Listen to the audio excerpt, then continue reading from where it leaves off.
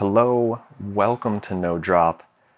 This is the night before my big ride. I am rolling out at 4 a.m. tomorrow to take on a 220 mile and about 20,000 feet of climbing ride up and over Angeles Forest, down into the high desert, cutting around up to Palmdale, Santa Clarita, down, looping through the valley, and then back home to Los Angeles. And I can share with you kind of oh, by the way, if it sounds like I'm doing some other things at the same time that I record this episode, that is because I am doing my final food preparations. So on the last episode, I talked about preparing your bike mechanically and doing that, very far in advance, about 2 weeks out before your ride, getting everything mechanically sound on your bike. And so that way you can test it, you can make sure that all the fixes and everything like that actually worked. So all of that was done. Now that I'm closer, all of my preparation is focused on doing things with food, making sure my kit is ready, making sure that I have all the things to pack on my bike, making sure that the tools that I'm bringing, because this is a self-supported ride.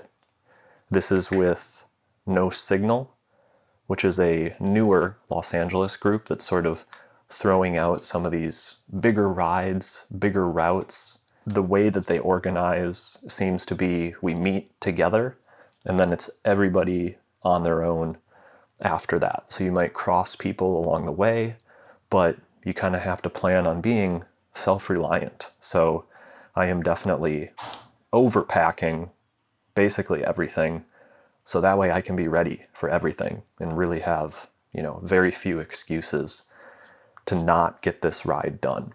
My big concern about this ride tomorrow isn't the distance, it's not the climbing, it's not the bike.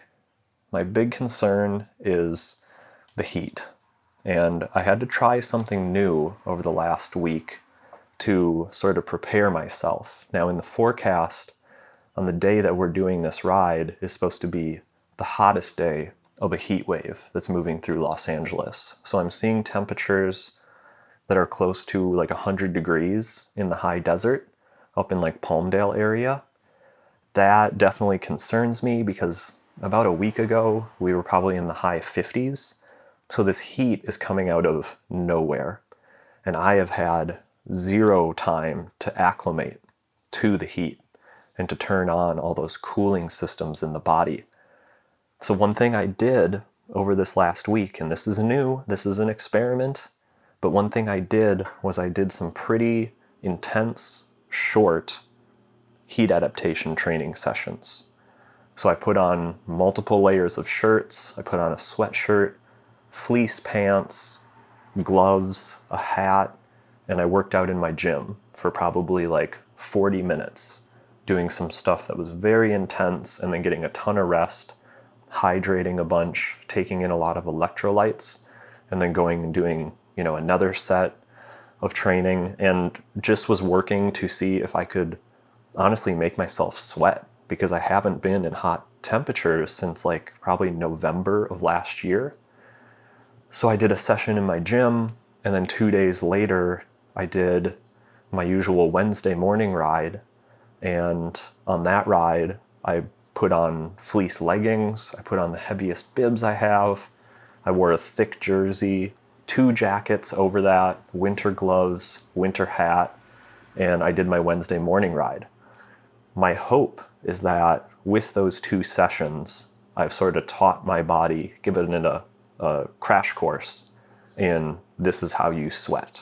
Because sweating is very good in the heat because that's how you cool yourself. So I was able to sweat in both of those sessions.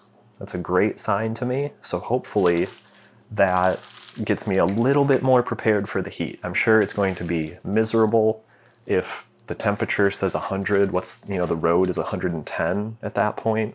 So it's going to be a hot one, but I've got everything I need. I'm bringing a hydration pack just so I can, hopefully not run out of water anywhere.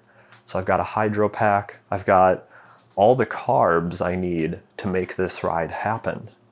Food-wise, I'm taking lots of electrolyte powder. So I have Scratch, I have Tailwind. For something a little bit healthier, I have some meal replacement powder.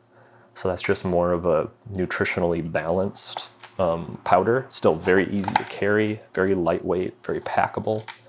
I have a bunch of candy. I have gummy bears. I have Haribo Peaches. Both of those are glucose-based, corn syrup-based candies. So that's exactly the kind of fuel that I'm looking for on this ride. And then I have a couple sandwiches, and I also have some rice bars. I have one that's just normal rice, coconut oil, a little bit of salt, and then my other one has some little like dark chocolate chips in there.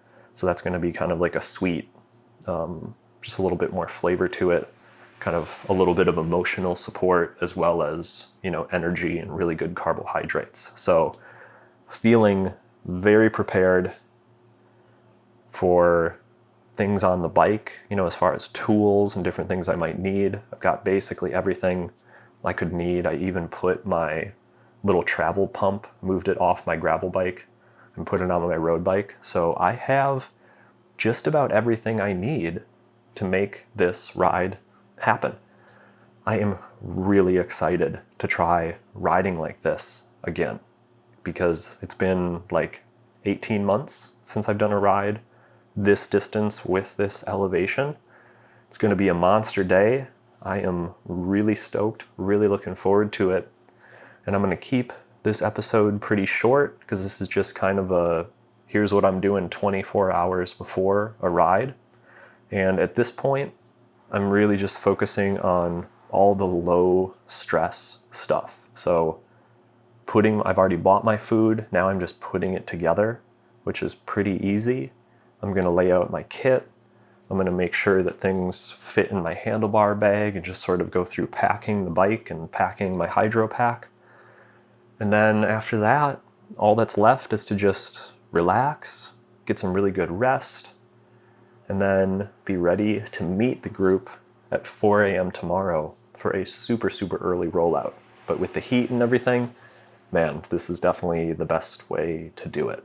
So the next episode will be post-ride, and I'll go over the route, what were the challenges along the way, how did my prep work out, did I complete it, was I successful? It's a monster day. Like I said, it's been a while, so I got to be open to all the possibilities, but I'm stoked. I'm excited to do it. No lack of energy going into the ride, for sure. But I'll follow up with that in maybe a week or so. Maybe try to get Lucas, who is the head of No Signal, to come on an episode and chat a little bit just about what he's up to.